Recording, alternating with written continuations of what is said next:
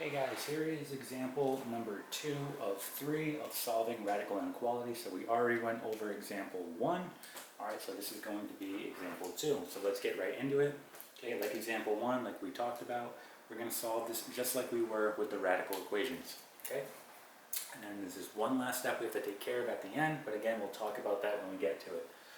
So in order to solve this, we're going to subtract 2 on both sides, right? So we're going to subtract 2 on both sides. Okay, and we get the square root of x minus 3 is less than or equal to 3 here, okay?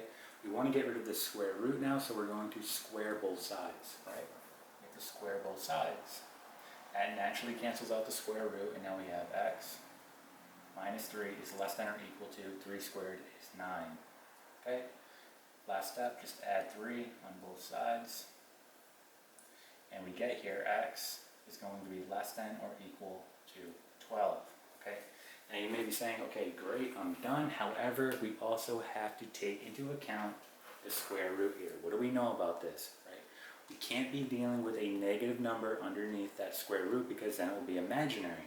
So we have to set up a second inequality, okay, in order for that not to happen, all right? So we have to take this square root into account.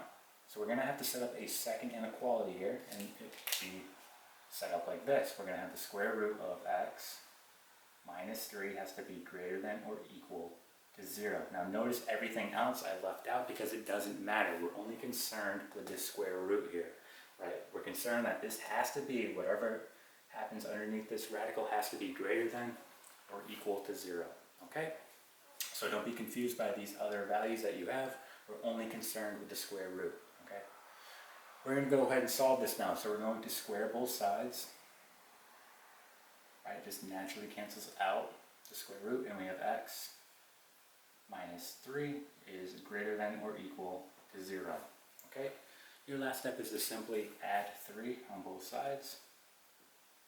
Okay, add 3, that cancels, and we're left with x is greater than or equal to 3.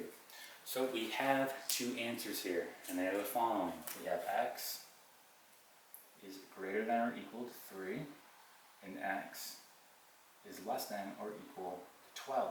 Okay? You can also write it like this, right? So we're going to write 3 is going to be less than or equal to x, and then x is going to be less than or equal to 12. Okay? So these are both acceptable answers, just 2 different ways of writing it. Okay, and that's it.